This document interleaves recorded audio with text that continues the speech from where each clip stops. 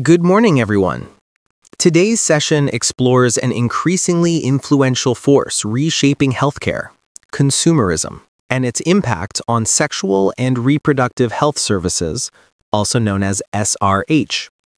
As we progress through this lecture, we will examine not only the challenges that consumerism creates, but also the opportunities it presents for improving SRH care.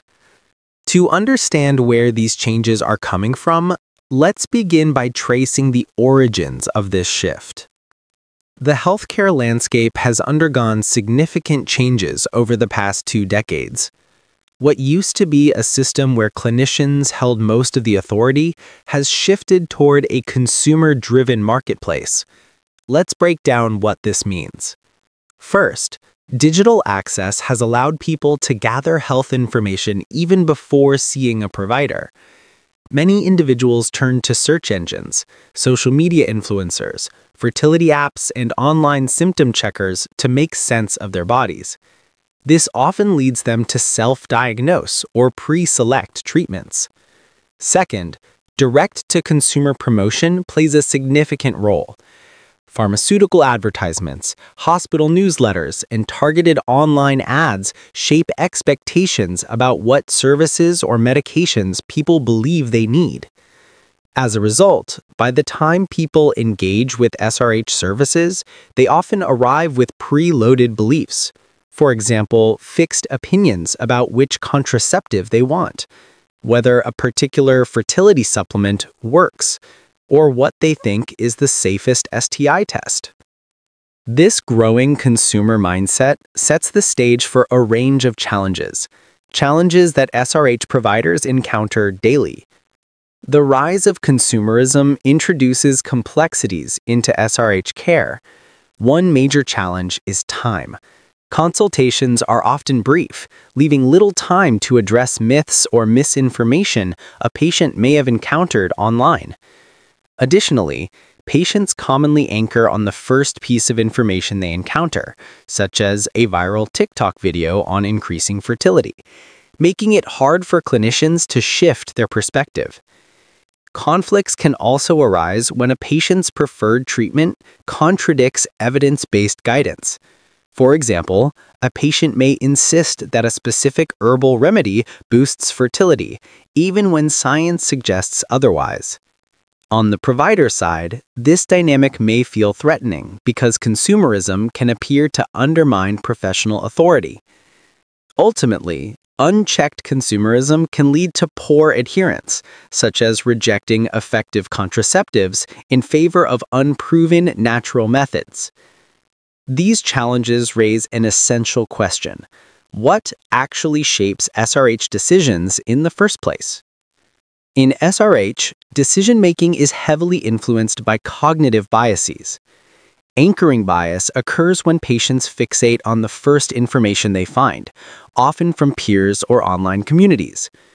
Confirmation bias leads patients to seek out only the information that supports their existing beliefs. For instance, someone nervous about hormonal contraception may unconsciously search only for negative experiences. The rise of evidence-free trends, such as detox teas, anti-HPV vaccine rumors, or herbal fertility boosters, can distort decision-making and move people away from effective care. The result is often longer consultations and poorer outcomes, because a significant portion of time is spent addressing misconceptions instead of delivering personalized care. These drawbacks not only affect conversations, but also impact the overall quality of care. When consumerism becomes misaligned with evidence, the quality of care can suffer. Trust between the clinician and patient may erode if the patient prioritizes online sources over their provider. Disagreements become more frequent, especially around contraception options, fertility treatment paths, or STI management. Patients may discount or even dismiss professional advice when it contradicts an online narrative that feels more relatable and credible. Under time pressure, providers may resort to simplified explanations or a one-size-fits-all approach, which weakens the personal relevance of care. And significantly, Misinformation may delay or even prevent effective care, such as rejecting HPV vaccination or proven infertility treatments due to misleading content online. Yet, even with these drawbacks, consumerism is not entirely negative. In fact, it has several advantages that SRH providers can harness. Consumerism also brings positive potential to SRH services. Patients are increasingly empowered and often track their symptoms, menstrual cycle patterns, and preferences, information that can significantly support clinical decision-making. Their desire to participate actively in decisions leads to stronger engagement with contraception planning, fertility goals, and STI prevention. Consumerism encourages providers to move away from paternalistic models and toward care that genuinely responds to patient needs. When patients are guided correctly, this heightened involvement improves shared decision-making, making SRH care more effective and more respectful. To better understand why this relationship can be both cooperative and conflict-prone, we can look at a classic model, the principal-agent relationship. In SRH, the patient acts as the principal, with unique values, goals, and preferences about fertility, sexuality, and contraception. The provider serves as the agent, offering clinical expertise but limited by time, resources, and sometimes assumptions. Misalignment can occur when providers choose contraceptive methods without exploring patient preferences. Fertility treatments are selected based on the clinic's specialty rather than the patient's long-term goals and objectives. Providers often fail to reassess treatment after it has failed, leading to frustration and distrust. This misalignment can create a cycle of dissatisfaction, prompting patients to seek self-education and alternative sources. This leads directly to the next point: how provider bias and limited consultation contribute to this cycle. Research shows a pattern of providers relying on their own biases or professional habits when developing SRH treatment plans. Treatment paths often reflect the provider's specialty rather than what the patient wants or needs.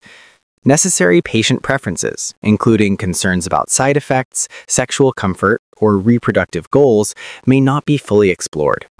Providers sometimes fail to adjust treatment plans even when outcomes are not improving. This leads to poorer SRH outcomes and increases the likelihood that patients will distrust formal care and turn elsewhere. And that elsewhere is often self-education.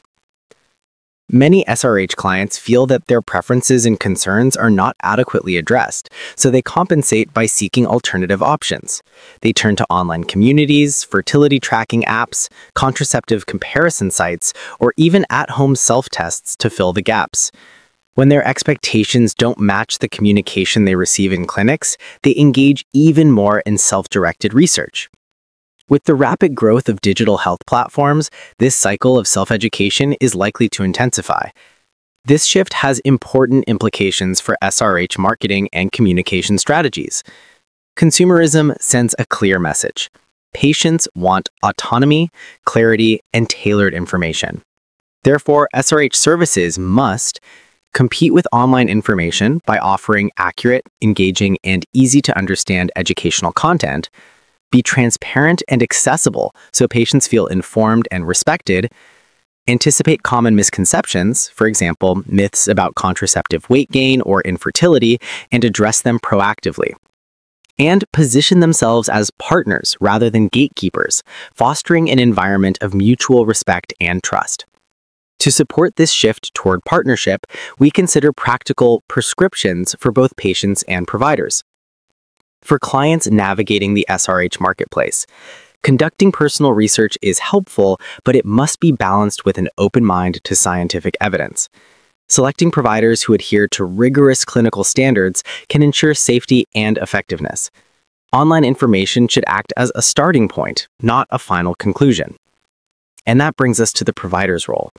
For providers, adopting a consumer-aware approach requires inviting patient insights early, asking about cycle history, fears, sexual preferences, and fertility goals, helping patients evaluate trade-offs, such as balancing contraceptive side effects with effectiveness, re-examining initial assumptions if treatment is not working, instead of maintaining the same plan, Recognizing that assertive patients are not threats, they are engaged consumers responding to unmet needs. This sets the stage for our final reflection on what the future holds. Consumerism in SRH is here to stay. Digital health platforms will continue to expand patient autonomy and expectations.